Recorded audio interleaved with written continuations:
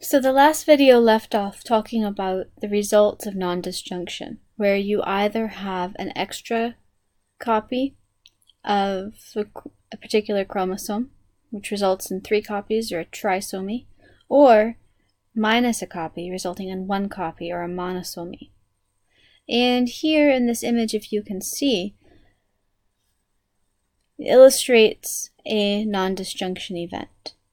Here you have your pairs, but instead of separating all of your pairs evenly, you have 3 things and 5 things over here.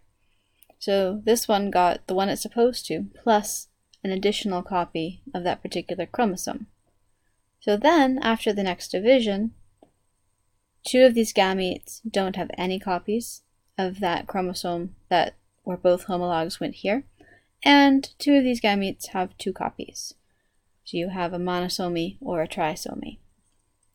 And if you look at cells after S phase, during prophase generally, when that chromatin is wrapping up into chromosomes, you can actually count out the chromosomes. You can sort them based on their size, based on the location of their centromere, and you can pair up all these homologous chromosomes, count them out, see that generally people will have 2 of everything. We'll talk about X and Y, or X and X, in chapter 27.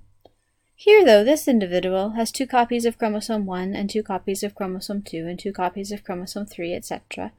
But down here, chromosome 21, this individual, he, because it's XY, has 3 copies of chromosome 21, so trisomy of chromosome 21. And trisomy 21 is the genetic basis for Down syndrome. Because you have because an individual with Down syndrome has 3 copies of chromosome 21, that means that they have more mRNA made for chromosome 21 genes. They have more proteins produced from these genes, and there's a dosage imbalance of the results of chromosome 21 compared to the results of all the other chromosomes. And it's this dosage imbalance that results in the characteristic visual phenotypes of Down syndrome, the mental impairment, the speech difficulties that might be present in Down syndrome.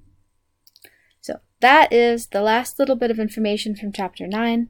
Now you have been told everything in there, and remember that on Monday or Tuesday, depending upon your section, we will have a quiz over this material, as well as talking about particular portions of chapter 27. So we're going to cover 27.4, and then I believe it's 27.6 and 27.7.